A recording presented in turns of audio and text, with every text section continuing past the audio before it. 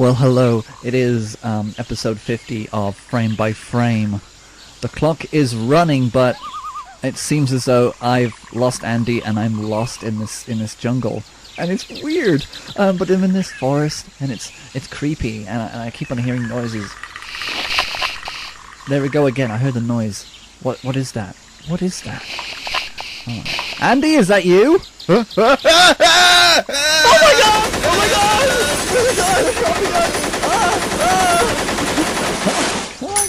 Oh my god! You nearly killed me with your automatic weapon. I didn't know it was you. I'm sorry. I don't even know how I got in this jungle, and I don't know why I'm holding this submachine gun. It's a Soviet main cube in AK-47. Is that what it is? Yeah. I didn't even know I knew how to fire it. You didn't really hit me at all. Oh, I missed. Yeah, you missed. Divine intervention, man. I just thought I saw something move in the forest, and yeah. actually, look at this leaf. It's like an illuminescent sort of liquid. Could this be its blood? What has... You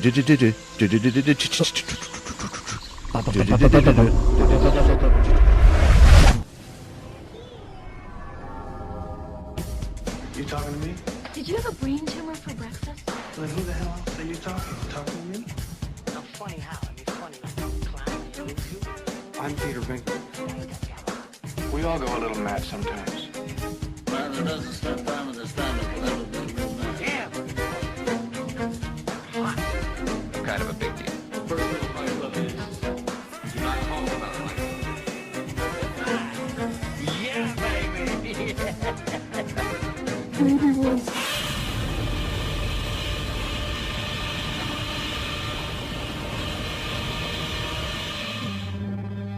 You want answers? I think I'm entitled. You want answers? I want the truth! You can't handle the truth!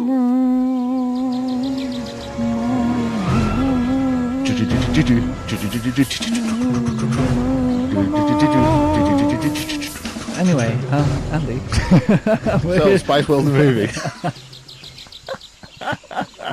Episode 50 has come on to a bit of a fiery start. So we're lost in this jungle, right, Andy? Yeah, yes we are. So are. I'm scared of snakes, so I'm a little bit on the edge here. I'll be honest with you. Oh, holy cow! I mean, it's strange, and I don't know why we're here or how we got here. I'm thinking. I'm not even going to think that Spice Girls have anything to do with this. No, I'm pretty sure. We did the X-Files last week. We did. And well remembered. And this week I have no idea what to talk about. We're in the middle of the jungle. We've got this glowing leaf, and you've got machine gun. Yeah. Is there anything that comes to mind? What was that film with the ever famous Carl Weathers and Jesse Ventura?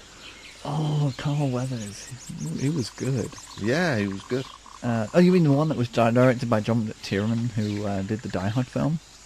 Yeah, that. Yeah.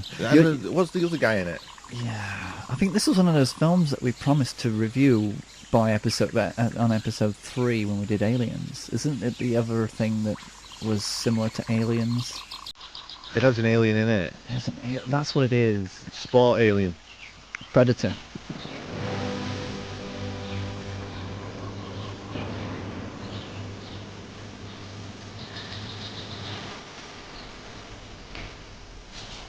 Oh, right, okay. That was one of those competitions, who's going to say Predator first. Yeah. Wasn't it? It was the secret, like, masculine... I'm going to say it first, he's going to say it first. He's not going to say it. Yeah. You said it first, so... Yeah, I said it. You win. I won that one. Do you know what you win? What? You win the DVD of Predators, which is produced by Robert Rodriguez. You can take that away and you can look at Adrian Brody pretending to be Butch. Thanks. Yeah, there you go. So, so we're gonna. I think we can talk about Predator. I mean, it's a night. I think we'll just camp here for the night. Okay, and, we'll go. I've got 1 second. Right, there we go. I've got fire going now. Brilliant. That's good. And why is CBeebies playing in the background? Don't worry about it. Okay. Is it appropriate for us to bring a baby into this situation? It's fine. Hey, if CBeebies is on in the forest, does it still make a sound? Does it still brainwash your children? Yeah. Yeah. Obviously not, because No, he's paying no attention to it. yeah. Good Wi-Fi in this jungle. Good Wi-Fi. He's playing with his iPad. We've been promising to do, like I say, we've been promising to do the Predator movies ever since we talked about Aliens, episode 2 and 3. Yeah.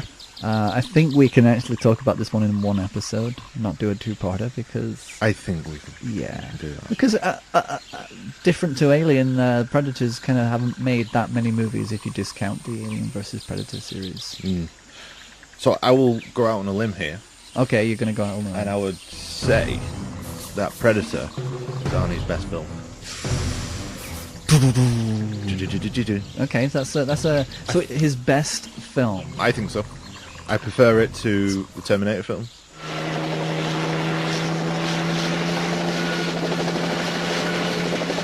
We are a rescue team, not assassins. Now, what do we gotta do? In a part of the world where there are no rules. We pick up their trail at the chopper, run them down, grab those hostages before anybody knows we were there. What do you mean we? Deep in the jungle, where nothing that lives is safe. You lose it here, you're in a world of hurt. Showtime, kid. Knock, knock. An elite rescue squad You're bleeding, man. I ain't got time to bleed. is being led by the ultimate warrior. We need the best. That's why you're here. But now, What's got Billy so spooked? there's something out there waiting for us. And it ain't no man. They're up against the ultimate enemy. Holy Mother of God. Nothing like it has ever been on Earth before. She says the jungle just came alive and took him. We cannot see it, No blood, no bodies. We hit nothing. but it sees the heat of our bodies and the heat of our fear. Whatever it is out there, it killed Hopper. And now it wants us. It kills for pleasure. He was skinned alive. It hunts for sport. It's killing us one at a time. We're all gonna die. But this time, it's picked the wrong man to hunt. If it bleeds, we can kill it.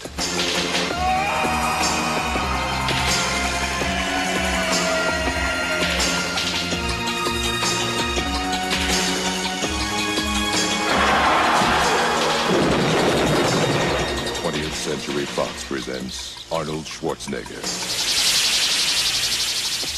Predator. The hunt begins Friday, June 12th at theaters everywhere.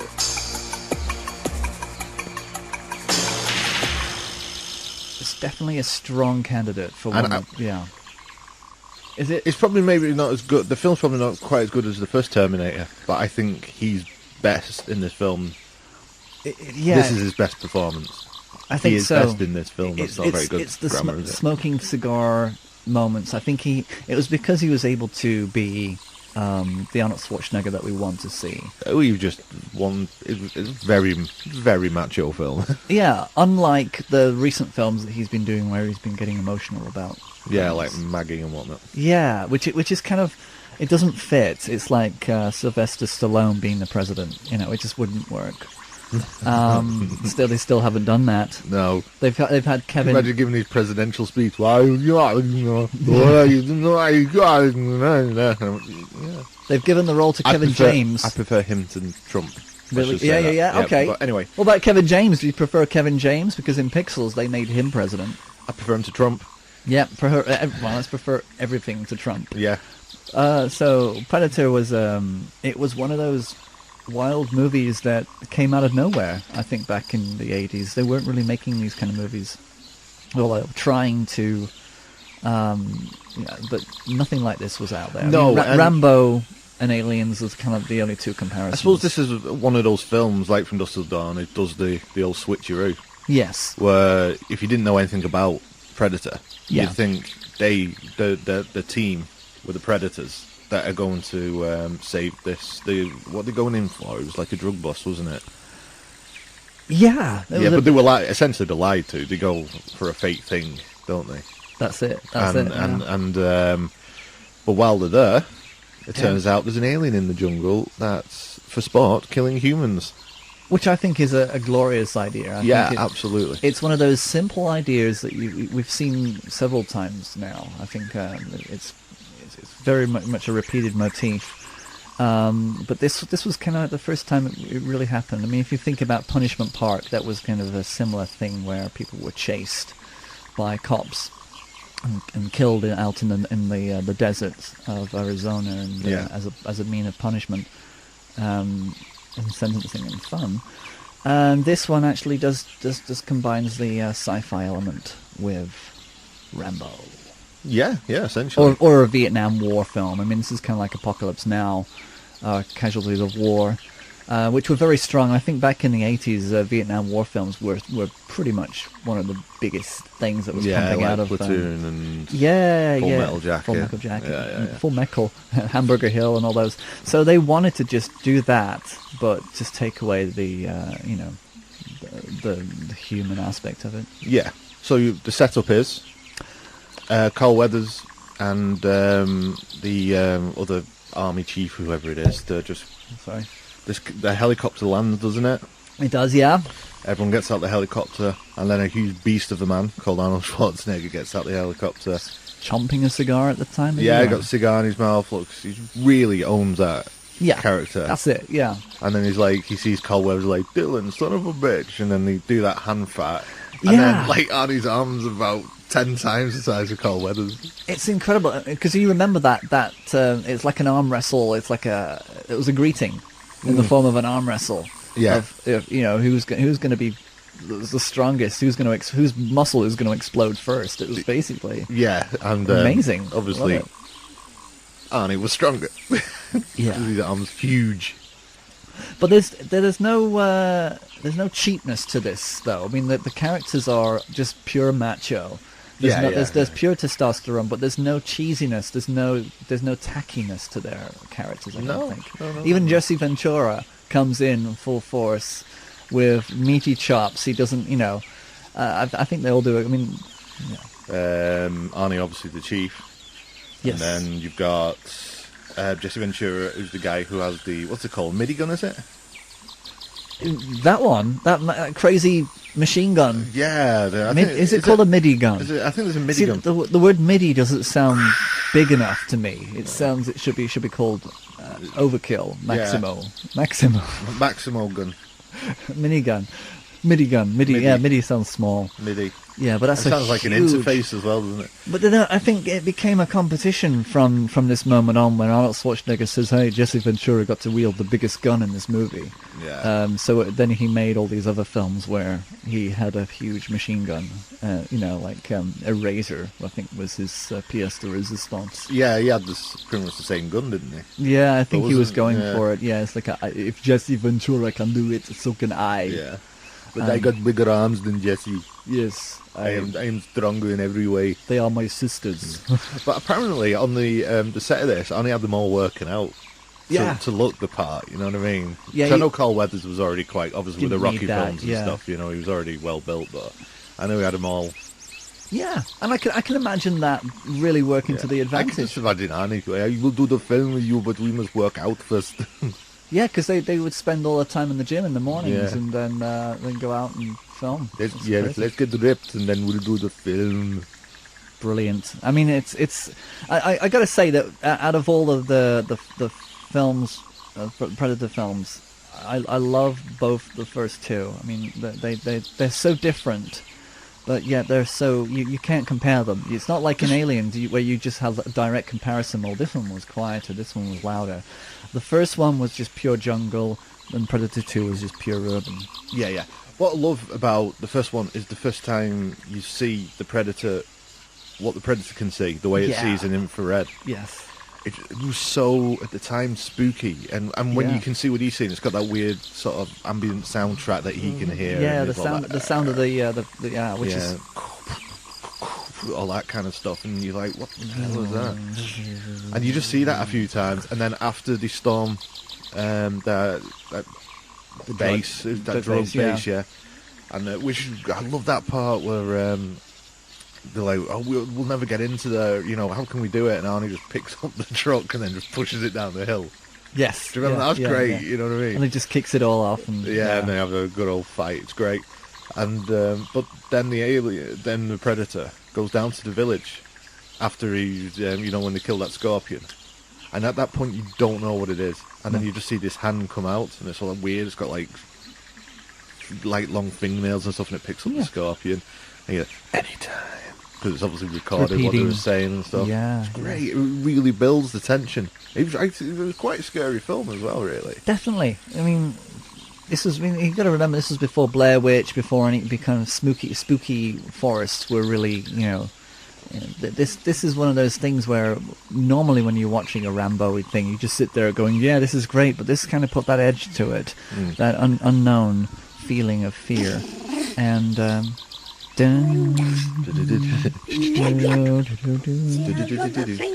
know what, Andy? We could actually insert this when we get back to camp.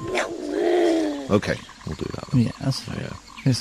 We probably sound awful when we do that. I want to. You have to keep it in though. I'm ashamed of ourselves. But nobody had seen this before. Nobody had seen the actual design of the Predator alien as well. Obviously, they had aliens in the background. These films were never ever connected at this time. When this movie came out, were like graphic novels and comics done after this, or before it? I'd say after. Right. There was definitely no tie-in with this. This is a pure idea that came from a pure angle. But there was that thing in the back of their mind. Aliens had just come out, I think. This is 1987. So they had to kind of make sure that it was different enough. And it was a part of with release films like this, and they were really strong 18s, and they'd still do really well. They weren't scared of putting, like if they released this film now, it'd have to be a 12A. Yeah, they'd have to kind of bring it down, but it's a big surprise because most recently Marvel brought out Deadpool, and that through the R. That got an R certificate, right? It did, yeah, but this big, everyone's scared now that everyone's just going to put out R-rated films because Deadpool did well. Yeah, but that's okay. That's okay, but... it is, but I mean, it doesn't mean that you have to make every film R-rated now. True, just because, but then that's... It's all about... it's all about the trend, it's all about... that made money, so then everything will be R-rated now, there'll be nothing for kids. I mean... Yeah, but still, the kids will watch it anyway. I don't think the kids will... an R-rated movie these days is not as what an R-rated movie felt like when we were kids, because of the amount of exposure that they have already. I suppose so. And then you got a film like Dog Soldiers is 15. Yeah. And that's really gory. Well, when Terminator 2 came out as a 15, everybody was angry about that. Was it the first 12? Was Terminator 2 the first 12? Yeah, it was Batman back 1989. Yeah. Which surprises me, but, it's a comic book story, which is, but with, like I say, with Terminator 2... it was a big shock to people because they didn't think that you could actually have Terminator as an 18 without following it with another 18 certificate. That if one movie sets the precedent of a certificate, then all movies should. But then with all the Terminator films, they started to slide down in age. Yeah. I think the last one was Universal, I'm sure.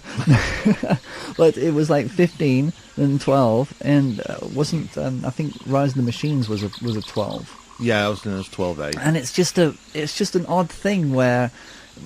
Purely, they were just going with the trend of what was making money, and they are basing it around certification, or darkness or tone, is the way that that movies are doing it. If they haven't got sequels to rely on or reboots, then these are the things that they're using as a measurement of success. It's a shame. But Predator. Yeah.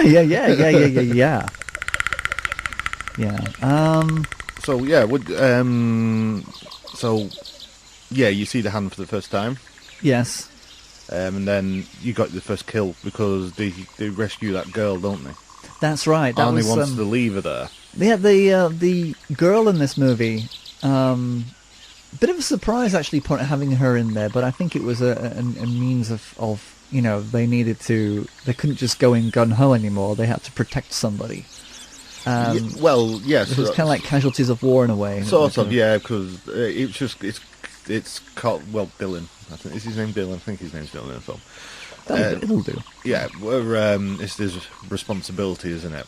Yeah. But it's got it leads to that great scene where Billy is at that verge and he's just looking into the trees. Yes. And then you see the Predator's shot of looking back at them.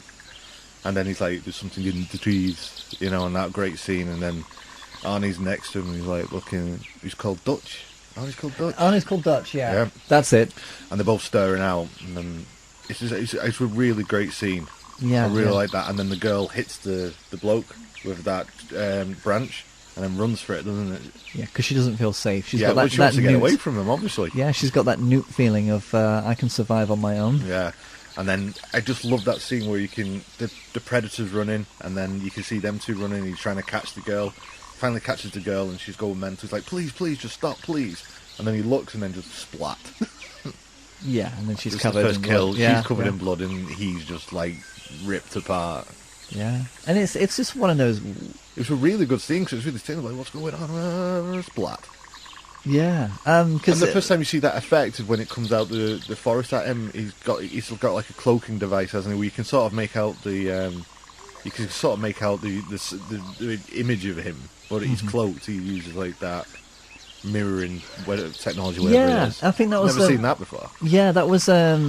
They were starting to develop the CGI because they had it for the Abyss as well when they did the water creature. That was the first. Was the Abyss before or after this? After this, but this was kind of like the prototype for that technology where they thought, oh, transparency and form and creating form that's not of of the world, but having it in there, making it look like it's really there.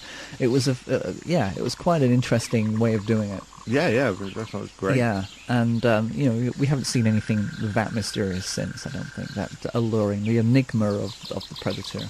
Yeah, because pretty much everything you've seen now, haven't you? Yeah, exactly. It's one of those things. Whoever gets there first, and obviously Predator got there first. Exactly, and they kept with the idea of keeping the image of the alien of the Predator alien right up to the very end. And of course, but we've got the deaths to deal with now. I mean, there's a lot of when he starts picking them off one by one, then doesn't he? But once Billy goes, you kind of felt safe with Billy. He was one of the characters where he was able to sense, and I think Dutch knew that. Without Billy, there was no kind of like pre warning that the alien that was around there. Yeah, when it takes Jesse Ventura, that's one hell, because it just shoots him from the back, doesn't it? It just bursts out the front. That's it. Yeah. Was that with the spear or the spinny thing? No, it was just it was like a big ball of laser that just like shoots it goes through his back, but just rips out his front. That's it. Yeah. And it's a great. It's just a big rounds of blood, and he just falls to the ground. And then his best mate in it, this skinhead dude, he kind of runs up, sees him, and he looks in, and you see the outline of the Predator, and his eyes just flash, and he picks up that minigun or big massive shooty gun thing, and just starts firing into it's a great scene. Yeah. And then everyone else just walk up to that patch of forest and just all start mowing it down. I remember that, and it was just it went on for about 4 minutes, just mowing it down, and then all of a sudden I was like, they're going to run out of bullets eventually, right? They can't really carry all that ammo for that. It's an 80s action film. It's a great thing. That's what they wanted. They wanted to, because the thing about machine guns, it was kind of like it elevates movies for the testosterone in us. It kind of makes it, instead of just being excited, that's the orgasm coming out. That's, the machine gun fire is definitely there for a reason, and it does make you excited. Well, it's males unleashing their load.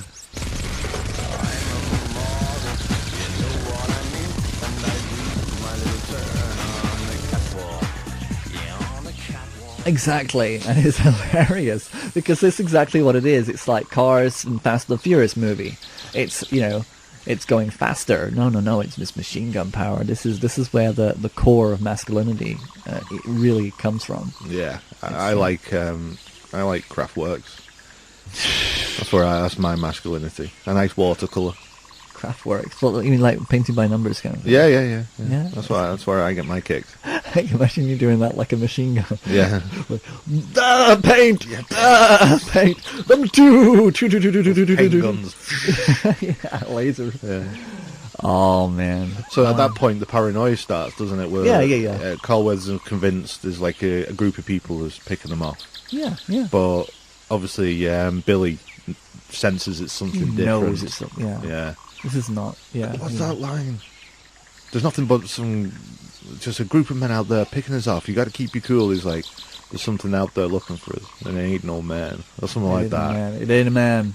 This isn't no. Yeah. You're right. And what is it? They have to get to the chopper, don't they? And that was the point. Get to the chopper. That's the line. Yeah. That's the line, and it's kind Billy's of unfortunate, really. Yeah. You hear him kill some people, don't you? And someone screams, and Billy just stops. And Arnie's trying to get out there with the girl, and he's carrying his mate, isn't he? Dragging him along. Billy just stops, takes his top off, and then just cuts himself. Yeah. And just stands there. And just waits for it. Yeah, and then you hear... He draws it in because of the blood, of course, yeah. And then you hear that scream, and then Arnie turns around and he looks at the girl, and you're like, right, what's going on here? And next thing you know, it just sort of appears and shoots Arnie, but just knocks him to the floor, doesn't it? And she tries to shoot him, and he's like, no, because the point is if they're not armed, he doesn't go after them, does he? That's it. Because he wants it. The hunt, it's the thrill of the hunt. Yeah. Do you remember that drop where Arnie sort of like slides down that thing he's trying to get off, and he goes, oh, and that was so Goonies. What a drop that is! But then the film just goes full on action, where it's just mano a mano, Arnie against the Predator. Oh, you got no other characters. Such a great part to the film where he sets up all those booby traps. He figures out, doesn't he, when he's tried to get away from the Predator, that when he's covered in mud, the Predator can't see him. That's it, and it's all about heat signatures. And, it's like that was the turnaround, and that's when he set up all the booby traps, did the Kevin Home Alone thing. Yeah. And really, he pulled out his marbles and spread them on the ground. And I think it was the setting of the traps was kind of like that 18 moment where it's like, yeah, let's do it. Come on, he can do it. Yeah. I believe him. I believe in Arnie. And that's probably where the power of Arnie comes from this movie, and why he is so great and why we enjoy him so much, is that we're behind him all the time. There's not one moment in this movie where we look at him and think, he's a bit of a jerk. He shouldn't be in this movie. He should he's great in it. There's nobody else. I mean, even if you think about Gary Busey in the second film, who he should actually have his own Predator movie as well, because he has that, as he is now. Busey now. Busey now. I would pay to go and watch that. The Predator would leave him alone. He'd be like freaked out by him. He's like, right, okay, okay, we'll leave it here. But you've changed. Yeah, I mean, but Arnie, he owned it, and that last showdown at the end is so good. So good, yeah. It really is. It was a fireworks display of beauty. It was amazing. Because he's turned the tables, that he knows he's Predator's weakness. Yeah. But even when he ends up falling into the water and it takes all the mud off him. Yeah. I love that when he just lies, doesn't he, on the on that log, and next thing you just see the two daggers just come out of nowhere over his head. Over his head, and then he just drags him up, and then the Predator sort of just checks out his face, his skull, pops him down. It's like, right, come on, let's have a fight then. And they have a fight, and it's fantastic. Yeah, because he completely drops all his weapons and just this is it. He takes his mask off. You're one ugly. No, did he say that in the first movie? Because he says that in the first movie. Because Danny Glover then says it again in the second movie. But the Predator finishes his line. Yeah, he's like, "You're one ugly," and he wakes up and goes. Yeah, sorry, Aspen. But he says it at that point. Yeah, so was it the same? It wasn't the same alien though, because the first one blew up. Yeah, so how did the second one know? In the second film, it's just a callback. It's just a callback. Yeah, but that's unless the thing. Everything's recorded. I don't know. But yeah, maybe are we supposed to think so much about that? I don't know, but maybe not. But that's the shame about Arnold Schwarzenegger and his personality, is that he doesn't leave his catchphrases alone. I mean, get to the chopper is everywhere, but it kind of spoils, it kind of weakens. I don't want them to take anything away from this movie like they have done with the Terminator, which is purely just base. Every single incarnation of a Terminator film is just going to be about those key catchwords. Yeah, and that's the only thing they're hanging on. I'll talk about hanging on when he chucks that dagger into that guy. It says stick around. Stick around. Yeah, when he kicks the door down, knock, knock. It's like, oh. It's like, come on. I mean, that's probably why, because this was before he actually started to do all that rubbish. I mean, he had the first thing that we ever hung up on was to get to the chopper. I'll be back. Was in Terminator, wasn't it? But I don't think people made a big thing about it until after they get to the chopper. Yeah. And then all of a sudden he thought, hey, I can make money by just saying the things I already But said in again, the though, movie. 80s action films was the time of like One-liners. One-liners, you know, Yes. they were full of them. But and then Arnie having such a distinct, just having that such a Austrian accent. yeah, that you know, I was trying to think of a nice word, but I can't. But just Dem- having that demeanor, voice, that charisma. yeah, well, just having voice. that voice he has. Yeah. You know what I mean? When he puts the catchphrase, you want to try and imitate it. Yeah, So, exactly. It's infectious, and that's probably why he is so successful in these movies. But at least we catch him on the high point here. This is his, like you say. I think I agree with you completely. This is Arnold Schwarzenegger's strongest action movie. Yeah, I'd say so. Yeah. Yeah. And, not to say that there are other movies that he may have done that were more dramatic Yeah. or had more acting chops. But even like ultimately at the very end, he couldn't finish the job. No.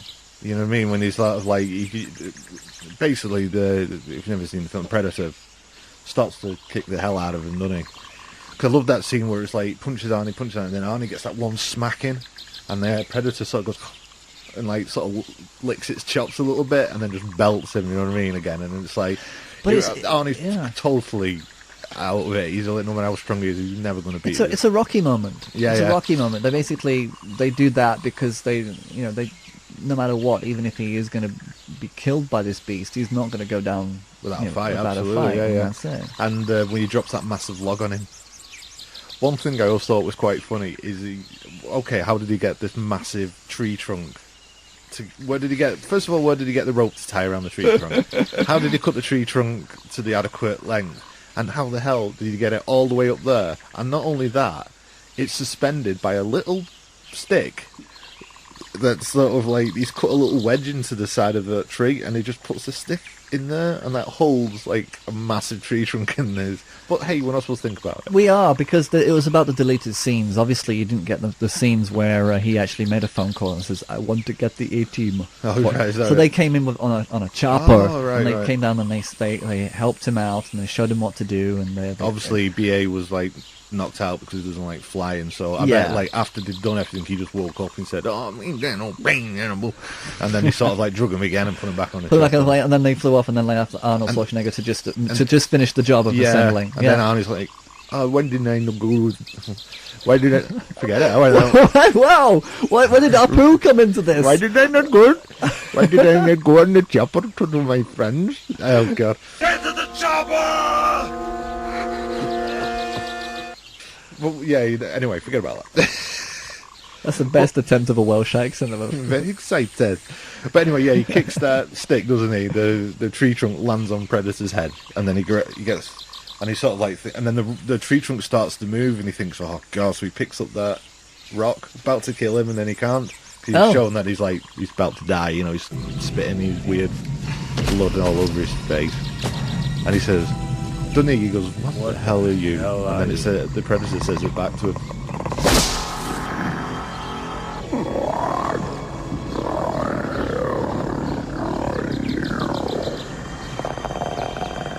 Which is quite interesting. Yeah. What the hell are you? And then he just presses something on his hand and he's like, beep. And then Arnie suddenly twigs, and runs. Yeah. Survives. Which is the good. the universal language of self-detonation. Yeah. Yeah. Get the cat. Grab the cat. Yeah, exactly.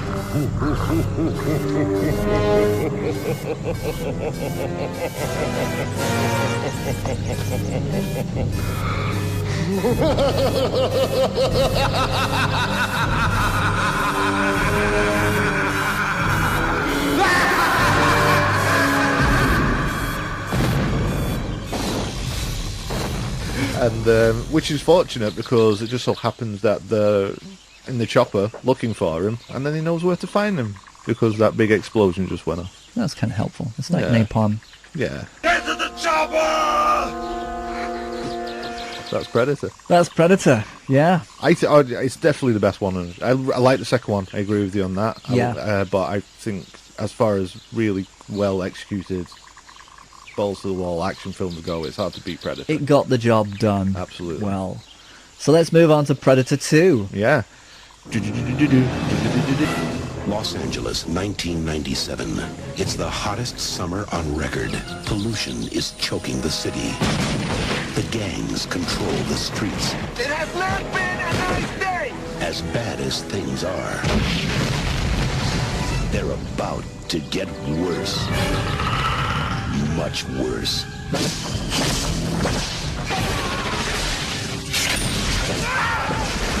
Whoever killed him's gonna pay. I'm gonna finish it. It has almost no weight. But it cuts like steel. Incredible. Whoever did this took out 4 men armed with machine guns by hand. You don't know what you're dealing with. Otherworld life forms, drawn by heat and conflict. He's on safari. Lions, tigers, the bears. Oh my.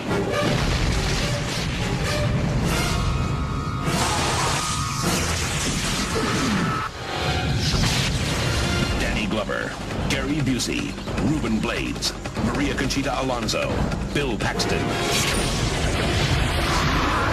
Predator 2. He's in town with a few days to kill this Thanksgiving.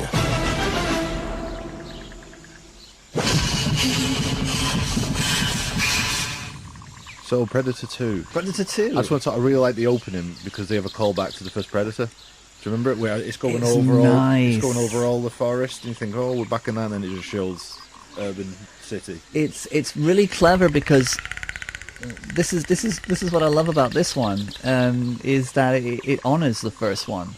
Yeah. With that, and it's not a sequel. It's a sequel. It's a continuation. It's not a it's a continuation of the Predator story, but it's not a human. There's no Arnie in this one. No. And I think that's probably what people were afraid of was bringing somebody else who wasn't going to be Arnold Schwarzenegger. Yeah. But I mean that first opening crawl from the jungle to the urban, and that whole urban scene, in fact, was incredible. I've not seen anything quite like that in a long time. Yeah. Because it seems like there's a kind of police state idea going on, and everyone's rebelling against That's it. It's martial law. Martial law, pretty much everywhere, and there's nothing's explained though. There's nothing saying, okay, this is exactly this is a bounce on because of all this political stuff that happened. This is there's no explanation. It's just simply this is the future. It's like Mad Max. Everything's chaotic, and this is where we are. And it seems so dated at the same time. It's like this is what happened in the 80s, and it's still the 80s, even though it's like 2017. It's still got that same vibe, which it would have, because if technology is not advancing, if fashion's no longer existing as a cultural identification, they'd just all be wearing the same stuff, ill-fitted clothes of the 80s. So I think it still feels timely. It still feels as though it could be now or the future. Yeah. And I like that. Absolutely. It's got a sort of RoboCop vibe to it. That's true. Yeah, that could be a very, very strong influence. Yeah. I'd say. Especially when you've got the group of cops, as we are. We've got Danny Glover, who is our lead. Yeah. Very, very good choice. Yeah, definitely. Yeah, I mean, it's probably the only time I've actually seen Danny Glover hold the screen on his own as a main character.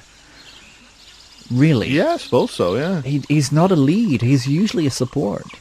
Yeah, I've never thought of it like that, but yeah, and he does it well. And you've got like your strong female characters. Yeah, she's the Hispanic woman who doesn't take any messing. She's very much like Vasquez. Yeah, in Aliens. Yeah, in Aliens. So and who else do we have? Bill Paxton, who's in Aliens. Yeah, playing the wisecracking know-it-all. Really?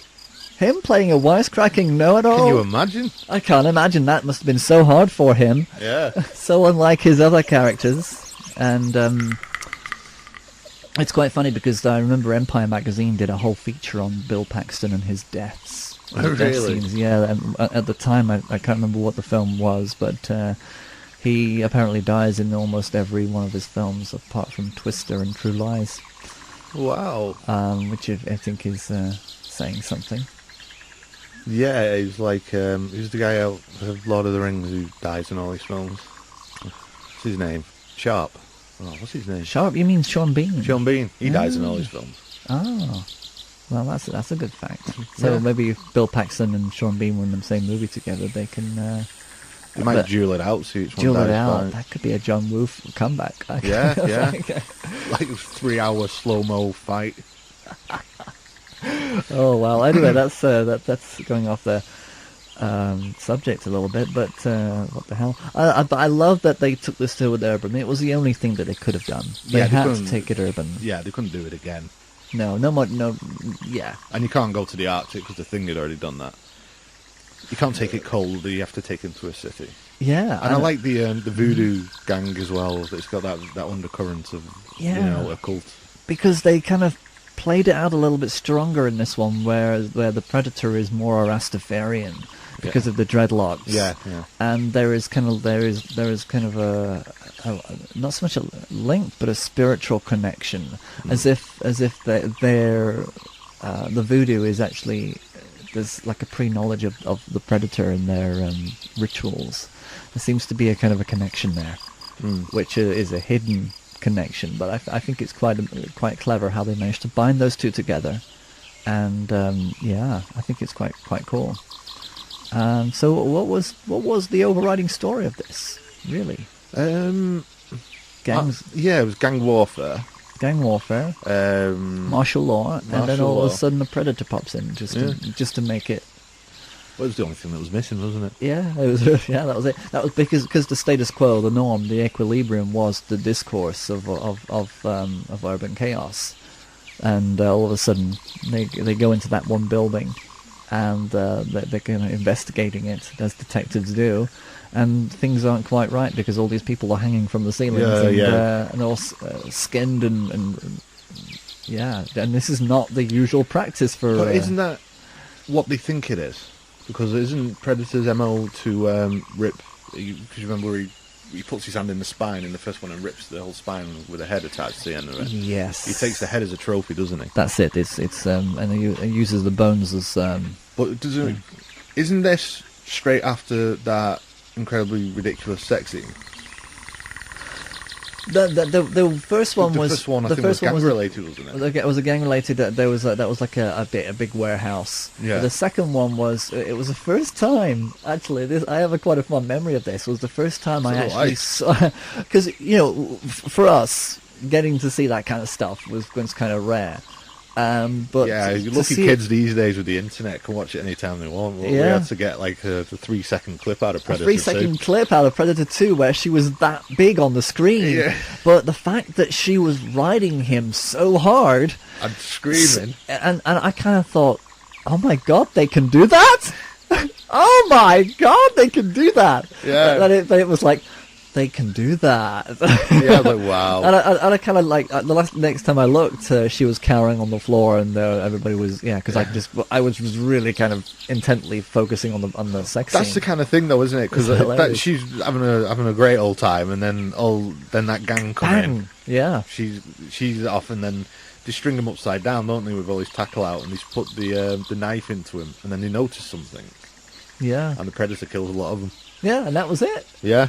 It's great. And then she, poor thing, witnesses the whole thing, doesn't she? Which is kind of a mirroring back to the girl in the first film. Nothing... to be honest, I don't think I even cared what was going on because I still had the grinding, riding cowgirl vision in my head, and my teenage brain couldn't handle it. Oh, thank God. Notable death, though, is where he chucks that net. Oh yeah, that puts him against the wall, and then the net just starts to go into his skin. Yes, that's really cool. It is really cool, and they tried to do that in AVP with the alien just so that we could distinguish one alien from the other ones. Yeah, the Predator did that to that, and Acid for Blood made a nice mesh pattern on him, which was quite fetching. Yeah, but yeah, it was quite a amazing way of dying. I think that was a good one. It was just because at that time it was all different ways that you can get someone deaded, and it was really it was creative use of a A net. Well done, Predator. Good deading. 10 out of 10 for deading. Deading is good. But yeah, they had to introduce new weapons into this one. Yeah, nice. It was. Yeah. There's quite a lot going on in this movie. There's a few nice scenes that were a big surprise. I thought the subway scene. I was going to say the in the train is my favourite part of the film. That is, because every time I went to visit the subway, went down to London on the Underground, I wanted to have that was in my back of my mind all the time. You wanted to be butchered by a predator. I wanted to stand there and watch. No, I just thought it was exciting, and I think that was when Bill Paxton bit it, wasn't it? Yeah. Yeah. But you went out fighting, bless him. Yeah. He was like, come on, and that's because it was. Actually, I thought that part was quite scary because the lights go off in the carriage, don't they? And they're just fighting, they're just shooting at nothing. You can just see it walking towards them, and it's the Terminator thing that nothing can stop this. Nothing can stop this. It's gonna get you, and he tries his best.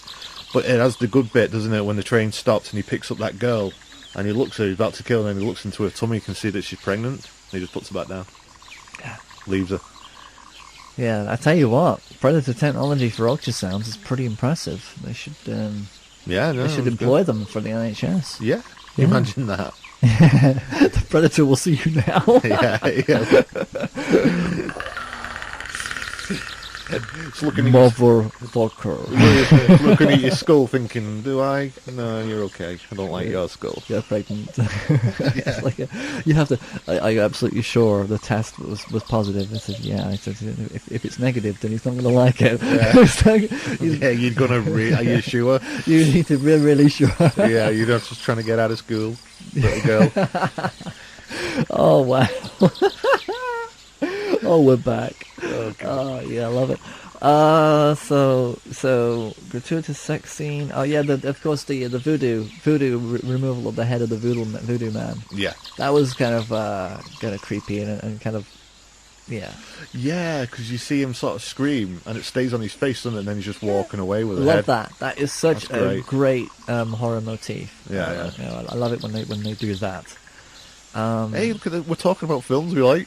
Yeah, we are doing well. We're doing well. I mean, I've just done a revisit of Birdemic and The Room.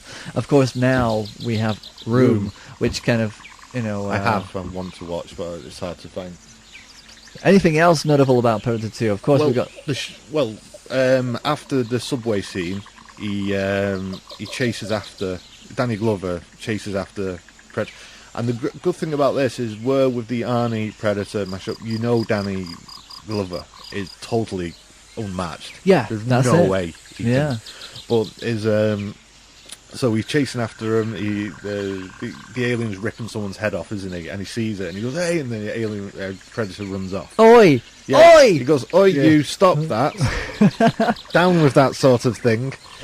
And we chase him over some car roofs, and remember, and then Thingy comes out of nowhere, Gary Busey. Yeah. And he's like, we've been after this, and he ends up in that control panel, that control room, which is kind of like a SWAT van, where they think they're stalking the Predator because they know about the heat signature. You can see infrared. Easy. You can see the heat in people's bodies. Sorry.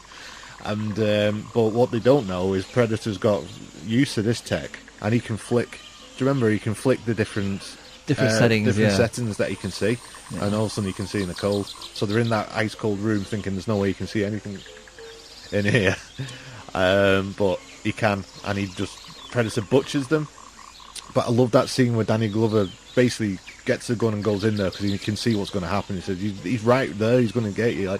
So he goes in trying to find it. And you see, was this in the meat truck? This is in the meat. It's not a truck though. It's like a like a meat warehouse. Yeah. And Gary Busey comes out and always, "Get out of here! I'm going to save your ass. I'm going to save your ass." Yeah, and then he's bloodied up already, half his face hanging off. And then Predator chucks that thing, and it goes through all those meat. One by one. It's like, but you don't even see him lose his head.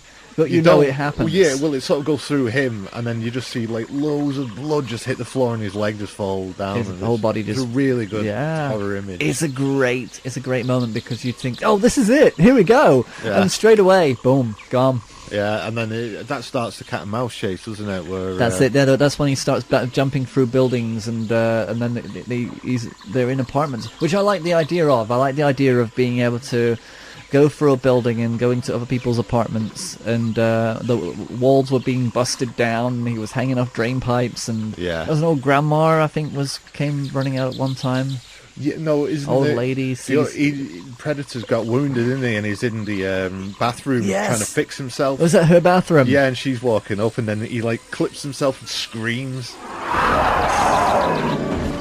And then she's like, because isn't she holding like a bat or something? She's holding something, yeah. She's, but there was a weird moment where I think the film it made its only mistake, I think, was when the Predator storms out of her apartment. It just looks like a bloke. Yeah. Who just like storms out and he breaks down a door. It's just like a very disgruntled guy who just angry. Yeah. It was just hilarious because he just ignores her and she's just standing there like. It's all right. I'm a cop. I don't think he gives a shit. Yeah, but at that point, in Danny Glover, he's coming down that drain pipe, isn't he? Yeah. And then all the birds flap. It's like, why does there have to be birds? Kind of thing. Very, very Die Hard. Yeah. Don't you think? Yeah, it is. Yeah, and then he turns around and you can see the Predator in the room. He's like, oh, shit! He's trying to get down quick. Can you imagine Bruce Willis in this movie instead of Danny Glover? Can you imagine how that would have been? I will try not to. Okay. It wouldn't have been as good of a film. I think it was because he was doing Die Hard 2. It would have been more wisecracking. I know Danny Glover does do the odd He does it, but I'm so glad that he wasn't available. I'm so glad that this is Danny Glover's movie. I think this is one of his only, like I say, one of his only movies where he owns it, and he does a great job. He's a really good protagonist. Yeah. For a guy. Yeah, for a good protagonist. So from that moment on, he then ends up in the craft. Yeah. Can't remember how he gets. He follows him there, doesn't he, or something? I think so. I think it's a chase. Sort of, yeah. No helicopters involved. No. It's just straight there, and then when he's in the craft, it's it looks very, as it would, it's a very good set. Yeah. And there's all that smoke, steam on the floor. Reminded me of Fire in the Sky. Yeah. They have a very typical idea of alien technology where the walls is kind of made up of a material that was transparent and glowing. Hadn't Danny Glover used that circular... He picked it up. Didn't he chop the Predator's hand off with it? He's hanging on, isn't he? Yeah, he's hanging on. And he's smart. Because he's trying to reach for it, and which I thought it was kind of amazing because he's trying to reach for it. I'm thinking he's gonna shred his hand by picking it up. Yeah, it's gonna be that sharp. But it sort of works by touch, doesn't it? And then he ends up getting it first and gets the Predator because the Predator's hanging on to him, isn't he? Yeah. And the Predator falls down the building. He grabs the drain pipe, goes over to the next side of the building, and sort of smashing through. That's what happened. That's it. I remember. That's it. Yeah. Because there's Danny Glover's going into the craft. He has that sort of thing on him, doesn't he? He's got it strapped to him. That's it. Yeah. And it comes out of nowhere, doesn't it? The Predator, and they end up having that little punch up. Brilliant. Yeah, thanks, Stephen. It was a good punch up, but it wasn't the Arnie punch up. I think nowhere near as good, but so you could tell Danny Glover's totally unmatched. He's just lucky to have that alien tech that he managed to just drive into his body and kill him. And I think what was really interesting was the clothing that Danny Glover wore for the whole film. That mustard shirt. Yeah, well, it's sort of like it's great. Yeah, it was detective type. But for some reason, it's one of the things that I remember what he was wearing. I don't remember the fight, but I remember what he wore. That's odd, yeah. But that's cool. Yeah. Okay. And then, of course, the end thing is, it's like, you are one ugly motherfucker. Yeah. And then, but I love Predator 2. I saw it when I was young, and it was right on the same time as Die Hard 2, and it was a good time for action films, I think. Yeah. I think things started to get a little bit weird. Oh, how much time you got left, buddy? Well, I'm okay. I'm just checking. What time when you're out? Sorry? How much time you got left? I've probably got 15 minutes to 20 minutes. Holy cow, we've got to cover Predators, Cloverfield and Monsters. I think we might just stop on Predators, eh? Yes, let's do that. Predator films. Okay, so Predators. How long have we been going now? We've been doing a while. Just coming up to an hour, but I think we can clip about 10 minutes of bullshit. But yeah, I love the first two Predator films are really good. Yeah, and it's been a long time since of course the AVP movies came out and they did the whole thing. There is another Predator film coming out soon. Did you know about that? No. Yeah, I'm gonna Google it. I'm not sure when it's coming out, but I remember seeing something about it. It wouldn't surprise me. I mean, having Robert Rodriguez producing this latest one was probably the only reason why it did get made. Yeah, I don't know they're why. calling it Predator 4. I wouldn't call it. I'd call it Predator 3 because Predators is not really part of it, is it? No. But it's come March 2018. It's going to be. Yeah, but I don't think really people really care where they come from, as long as it's, you know. The thing about sequels, it's just difficult because it's going to be in the hands of the wrong people every time. I think every time you make a Predator film, it has to really be a standalone Predator film. Yeah, exactly. Yeah, that's a good point. Yeah. Because there's nothing you can string along here. There's no reason to bring any of the. I mean, okay, Predators is back to the jungle. Yeah, but on another planet. On another planet. This is the twist. The twist is, and spoiler alert if you haven't seen it already, first of all, you're thinking that this is actually on Earth. But about 20 minutes into it, when you realise that all these characters have assembled, they walk up to the edge of the jungle to a clearing, and they can see that there's a lot of stuff in the sky that says that they're on an alien planet. Yeah. A lot of stuff in the sky. Yeah, basically. So essentially, they've been abducted. They've been abducted. And they're like thieves and like master assassins and, you know, marksmen. They're like best of the best of being evil, and they're abducted and put onto this planet. So a predator can see if he can kill them. It's a questionable list. Yes. Considering the actors that they actually got for it. There you go. Have a cheesy cracker. Thanks, mate. Could you feed the monkey there? Oh, let's see. You got to keep the wildlife happy. Yeah, otherwise they eat you. Yeah. Okay, so I mean, it's a very questionable cast of people. Yeah. Straight through. I mean, we've. Okay, so the first film had Arnold Schwarzenegger, big tough macho man. You can't beat him. Top of the class. Second film, Danny Glover. He's great in the role. We love him. You know, you can't beat Danny Glover. And who do you think would be the best one for this one? Adrian Brody, I'd say, the guy out of The Pianist. What's the last thing you remembered? All of a sudden there was a light, and then I was falling. Who are you? I was in combat. Black Ops. Yakuza. Who would do this to us?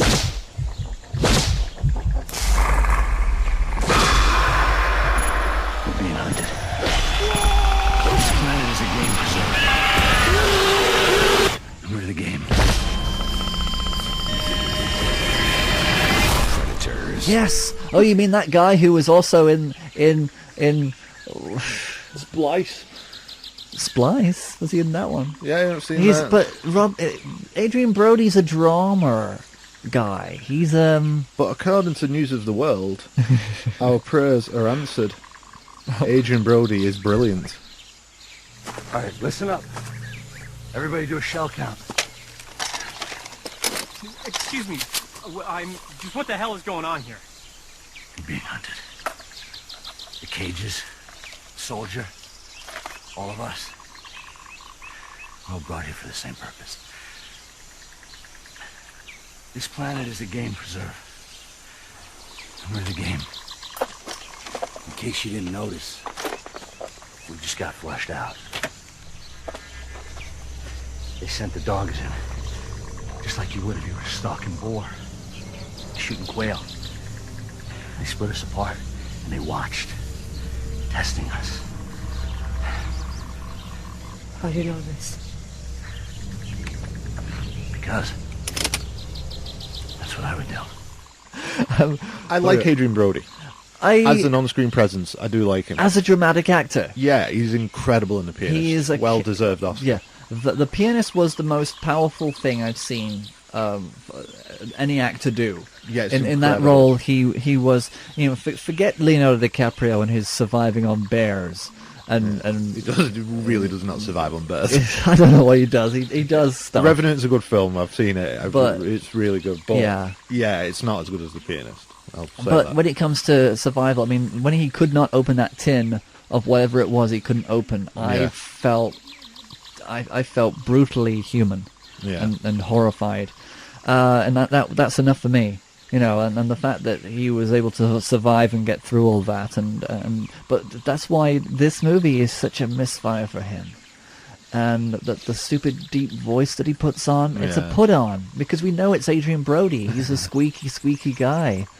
It's like, hello, come on, let's go into the forest. No, I'm not going to do that. And it's like, well, sounds like Batman. Yeah, he's trying to do the Christian Bale Batman thing, and it doesn't fit. It doesn't work. And bless him, I just don't see him as an action hero. Is there any part of Predators you enjoyed? I'd like to say that I enjoyed. The concept was good. The concept of being on another planet was great. Yeah. I thought Topher Grace as the one character who's been pulled in because he's an expert at something. Was he a kind of a strategist or something? Yeah, expert strategist. But he's kind of like the fish out of the water. See, the thing is that Predator should have won, because now what I love about the first two films is they come onto our turf and try and like poach us. Yeah. Them taking us and putting them on their terms and still losing for what practice? Why are they doing it? It's not sports, is it? By doing what they're doing? It's not. No, it must be just practice. Unless this is kind of like well, like they did with Lawrence Fishburne's character. Are they actually training humans to be tougher, to be survivalists, to then put them? But then kill them, because at the end of Predators, there's just more predators coming. Isn't it? At the end of the film, they finally killed the Predator, and then when they look up, there's all these spaceships coming in. He goes, right, let's get ready. It's an unfair match, and this is more like dogfighting. This is not really. It's not really improving their skills. It's so maybe these predators are special. I don't know. Maybe it's the Power Predator Olympics. I don't know. Yeah, Power Predator. Power Predator. But has Kev the Alien been involved in this one? Kev the Alien, maybe. Maybe he's just abducted the wrong people. I reckon. Yeah. He's abducted these people, and then it's like, Kev, I told you. I told you to get the president, not like rednecks and stuff. Just, I tell you what, stick him on the Predators practice planet. Stick them on there. It's a practice planet. Sort it out. That's all it is. It's a practice planet. Maybe it's exactly that kind of thing where they have new weapons and you just want to test it on human flesh to see how it works, how it rips them apart. It could be that kind of a thing. It could be a kindergarten. Maybe these predators are that young that they've never killed before and they're a little bit shy. I'm not so sure I can pull the trigger. Just pull the trigger. You'll feel better. But like I say, with Lawrence Fishburne, they did something silly with this one. They made him the Colonel Kurtz of the movie, the Apocalypse Now Colonel Kurtz in the movie, just because he was in Apocalypse Now as the young kid clean. Lawrence Fishburne appeared in Apocalypse Now, and this is nothing more than just an homage to that role of Marlon Brando that Marlon Brando made famous, and of course Joseph Conrad made famous in Hearts of Darkness. That kind of when he started to do his thing, I knew he was going to betray them. It was obvious. It was so blatant. Yeah, it was. And it was just wasted. It was a wasted moment, I think, and a wasted character. They could have gone further with that, but then they didn't really need that. They also had the predator that had been captured and held on a stick in the middle of. I don't know what that was. What was that for? I have no idea. Basically, there was a predator who was there that everybody, and that's the problem with this film, is that you've got one right in front of you can look at, you can examine, you can stare at the whole time. Yeah. And it ruins the whole enigma of them being hunted by an unseen enemy. They know what it looks like, and then all of a sudden they did the whole AVP thing where he goes to it and lets us. If I let you go, you're gonna help me. Yeah. I'm like. Not how it works, mate. Not how it works. It's the same thing in AVP when she does the same thing. She said, because she proves that she is a warrior, and therefore the predator goes, "Yeah, you're good. Yeah, you're on my side now. Well done. Well done. You're one of us. You're one of us. Come to Predator Planet with me." And she should have been there. They should have just pulled her character in, put her in that movie, and then have her as the Lawrence Fishburne character who was Kurt's. Yeah. You know, that would have been more interesting, and then see how her mind would have gone. But why does it have to be another guy? Why can't it be a woman? Wouldn't have been interesting if the Predator with the Predator mask on at the end kills everybody, takes the mask off, and it's her. Yeah, that would have been impressive. I mean, that would have been a good tie-in. Yeah. You see, we're already thinking about it. We're thinking about how we can make this movie better. Yeah, instead of never actually a good discussing, sign. instead of discussing the actual movie. I had high hopes actually for Predators, because I thought, you know, I'm not too sure if who said to me that it was actually quite good. It was actually a surprising, and it I don't know if it's. I was just probably a little bit too let down by the whole. There's nothing surprising about the film. Too many homages to everything else that has nothing to do with what they could have done with the storyline and how they could have made it better. But who's to say 2018 Predator might be fantastic? See, I think that's going to be the thread for us in this podcast. We're going to be talking about films that are relating to an up-and-coming release. Yeah. And that's probably why we should hopefully get Cloverfield and Monsters included in the next podcast. Yeah, and maybe actually go and watch a film. Yeah, in the cinema, something new. Yeah, like that number 10 Cloverfield Lane, is it? That would be good. That would be worthwhile, definitely. Yeah. We'll save those till then. Yeah, could be. Might be a good idea. Of course, next week we've got Deadpool, so we're definitely going to get out for that. Yeah. Yeah. In fact, I was thinking we'll go watching it tonight if we can get out of this jungle. Yeah, hopefully. Yeah. Yeah. Which is funny because I thought the Deadpool was a Clint Eastwood film. No, you miss. Yeah, the superhero film's called Deadpool. It's Deadpool. Not the Deadpool. Gotcha. The Deadpool is the Clint I wonder Eastwood how film. they'd be in a comparison piece. Let's leave it there, shall we? Yeah. It's time for liquid storage bags! I showed everyone at work that. What? I showed everyone at work that. They thought it was hilarious. It is hilarious. Yeah, it is our best work. No. Okay, so that's the Predator movies done. Yeah. It's about time. Yeah. Nobody's Nobody's getting listening. boring at all, that is it? Nobody's listening now. It's all done. So yeah, thank you for joining us. You can please contact us. Yeah, Please. let us know you're alive. Validate our existence. Do you sometimes feel as though we're the last broadcasters on this planet and we're actually waiting for some sort of sign of life? I think we're the most ignored broadcasters on this planet. Yes! Oh, at least for something. Yeah, that's a medal I'm going to wear with pride. Yeah. I'm going to have it made up. The least listened to podcast. Let's get a poster. Yeah, the most ignored hosts. Mock one up. That's hilarious. It'll be it. That'll be that's what I'm doing. Yeah, fantastic. That's but really funny. I think I've noticed that a lot of the successful podcasts actually have photographs of the host. Maybe it's because nobody knows what we look like. Or maybe that's a good thing. Yeah, maybe we can work on that. Yeah, I thought you were taking pictures this time. I thought so too, but I hadn't gotten anything prepared. Yeah, we haven't got much time. Yeah, I was mopping up cat sick before Andy got here. I was outside waiting for 5 minutes. And unfortunately, he's in a hurry to get out to out of this forest. Yeah, I've got to go and teach now. Okay, so I'm just going to sit here and just think about what I'm going to do.